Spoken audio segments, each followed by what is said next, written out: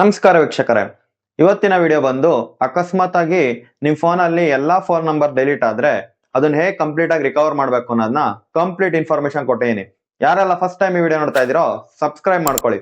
ಇದೇ ರೀತಿ useful videos ಮತ್ತೆ ಯೂಸ್ಫುಲ್ ಟಿಪ್ಸ್ ನ ಡೈಲಿ ಹಾಕ್ತಾ ಹೋಗ್ತೀನಿ. ಬನ್ನಿ ವಿಡಿಯೋ ಸ್ಟಾರ್ಟ್ ಮಾಡೋಣ.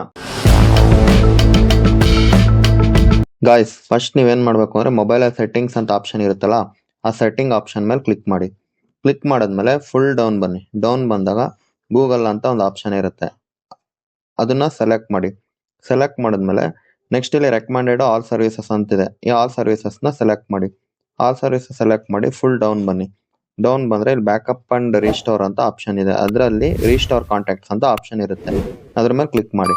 ಕ್ಲಿಕ್ ಮಾಡಿದಾಗ ಈ ರೀತಿ ನಿಮ್ಗೆ ಎನ್ವಿರಾನ್ಮೆಂಟ್ ಬರುತ್ತೆ. ಫಾರ್ ಎಕ್ಸಾಂಪಲ್ ಇಲ್ಲಿ ನೋಡಿ ರೀಸ್ಟೋರ್ ಅಂತ ಕೇಳ್ತಿದ್ಯಲ್ಲ, ಇದು ನಾನು ಆಲ್ರೆಡಿ ರೀಸ್ಟೋರ್ ಮಾಡಿರೋದಕ್ಕೆ ಅದು ಆಪ್ಷನ್ ಬರ್ತಿಲ್ಲ. ನೋಡಿ ಇಲ್ಲಿ all contacts are on this device restored 10 John.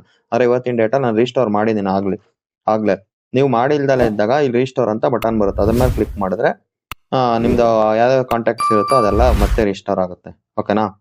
ಈ ವಿಡಿಯೋ ನಿಮ್ಗೆ ಇಷ್ಟ ಆಗಿದ್ರೆ ಒಂದು ಲೈಕ್ ಮಾಡಿ, ಮತ್ತೆ ಯೂಸ್ಫುಲ್ ಅನ್ಸಿದ್ರೆ ಶೇರ್ ಮಾಡಿ. ಇದೇ ರೀತಿ ಯೂಸ್ಫುಲ್ ಟಿಪ್ ಮತ್ತೆ ಯೂಸ್ಫುಲ್ ವಿಡಿಯೋಸ್ನ ಕೊಡ್ತಾ ಹೋಗ್ತೀನಿ. ಧನ್ಯವಾದಗಳು.